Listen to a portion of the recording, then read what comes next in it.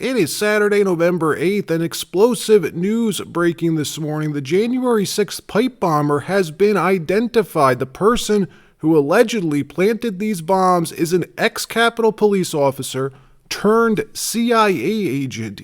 Yes, the report is explosive, and we're going to be hearing a lot more about this in the coming days. We have the photos of the alleged suspect, the latest on where this all stands, what's about to happen, and more. Also, President Trump announcing a brand new healthcare policy idea, scrapping Obamacare subsidies completely, sending the money directly to you instead, the hundreds of billions of dollars. He says send it to the people in the form of checks and let you decide what kind of insurance you want to buy, and more stories as well from around the country. In an explosive new report from The Blaze, a new forensic analysis into the J6 pipe bomber case concluding that they believe they know who planted the pipe bombs outside the RNC and DNC one day before J6. The analysis measuring the gait of this person with a definitive 94 to 98% match, almost definitive, basically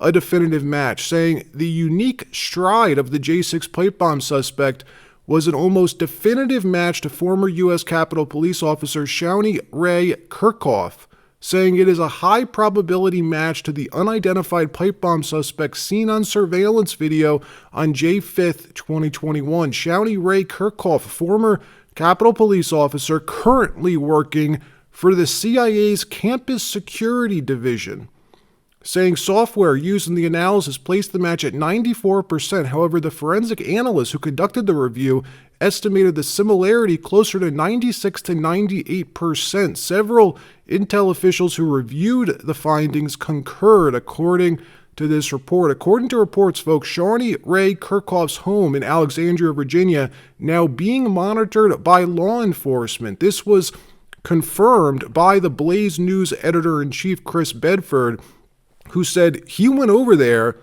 to observe the home of this lady, and police pulled him over, brought him into the station, later released him. And where this gets even crazier and worse, much worse, is that it appears the FBI knows this, that they've known this for years, the entire time likely. Former FBI Special Agent Kyle Seraphin telling The Blaze that in the days immediately after J6, him and his unit were tasked to conduct surveillance one door away from Kirchhoff's residence. Kirchhoff is the lady, the CIA lady, the alleged pipe bomber, and says his team was pulled off the assignment without explanation. Seraphin goes on to explain how when his team at the FBI was reviewing footage of the pipe bomber, different footage, mind you, than the public has access to, much clearer and thorough footage that actually tracks the pipe bomber all the way to a metro stop in Northern Virginia, where surveillance footage shows the pipe bomber entering a car. Now, both the car and the fare car that they used for the metro were in the name of the same person, a retired Air Force Chief Master Sergeant who works as a contractor with a security clearance. And guess where this Air Force Chief Master Sergeant lives? Right next door to Kirchhoff.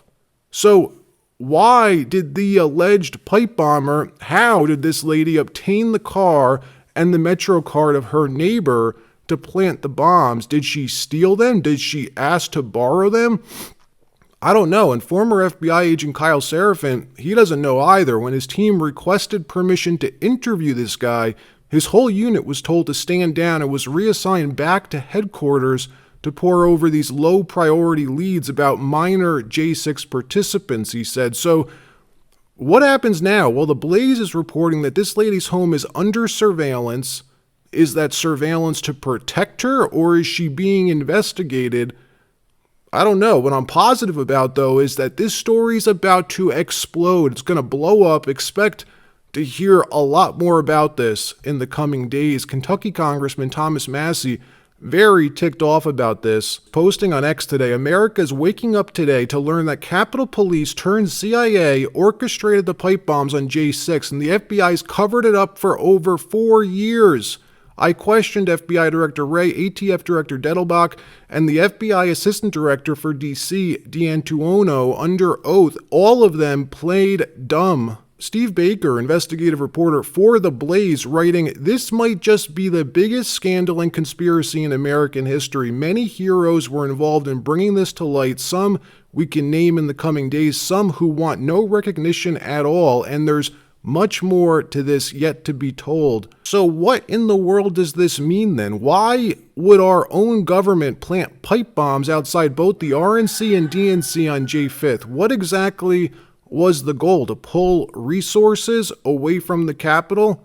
That's the main theory, right? But I don't know, it just seems so unnecessary. Like there's more to the story. Let me know what you think. In another story, President Trump announcing a new healthcare policy idea today to end the government shutdown. Democrats have voted to shut down the government for 38 straight days now over extending the ACA pandemic-era subsidies, sending hundreds of billions of more dollars to the insurance companies in order to provide awful, subpar healthcare coverage to Americans. Trump this morning saying, "Enough's enough," writing on X, "I am recommending to Senate Republicans that the hundreds of billions of dollars currently being sent to money-sucking insurance companies in order to save the bad health care provided by Obamacare be sent directly to the people so they can purchase their own much better health care and have money left over." In other words, take from the big, bad insurance companies, give it to the people, and terminate, per dollar spent, the worst health care anywhere in the world, Obamacare.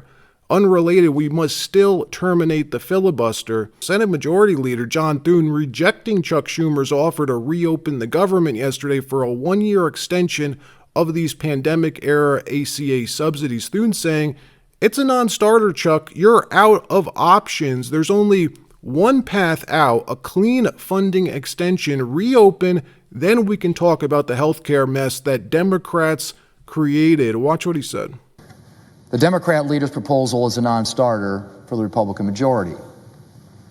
The Democrat leader wants to believe that this is a, quote, simple proposal, that it is some sort of compromise, but it is not. He's talking about throwing tens of billions more taxpayer dollars at a program that even Democrats admit has failed to lower health care costs. The American people are tired of Washington taking their hard-earned money and spending it on costly government programs that fail to follow through on their promises. The Democrat leader's proposal is a non-starter. There's still only one path out. It's a clean funding extension.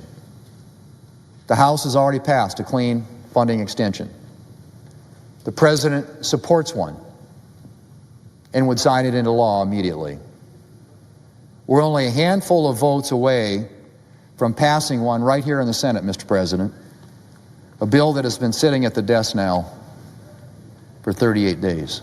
In another story, the Supreme Court has just issued a temporary stay over a lower court's ruling that Trump must fund SNAP benefits. The Supreme Court saying no, the president can't just create money out of thin air for food stamps. Only Congress can do that. Watch.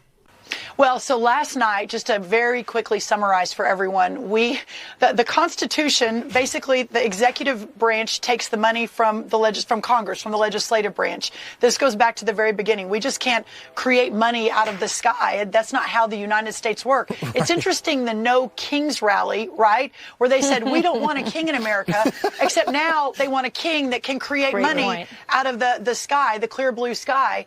And so a very leftist judge in Rhode Island said, oh, go create the money, everybody, go find it. And then the First Circuit basically agreed with that. But last night, y'all, Judge Ketanji Brown, no great friend of, free market and constitutional government, said, no, we need to stay this for 48 hours. The First Circuit needs to take another good look at this, that this probably is not constitutional. You can't just create money to fund a program that Congress refuses to fund. This putting Democrats in an even worse position, especially Chuck Schumer. They have lost all points of leverage to push Trump and Republicans into accepting their deal. And we're hearing Schumer was begging John Thune last night to accept the $50 billion offer he made. Just give us that, John. We no longer We no longer want $1.5 trillion. We'll accept $50 billion. Give us that and we'll make a deal. He is desperate, folks. This is not going to last much longer. All right, that wraps up this episode. Like, subscribe. We'll see you next time.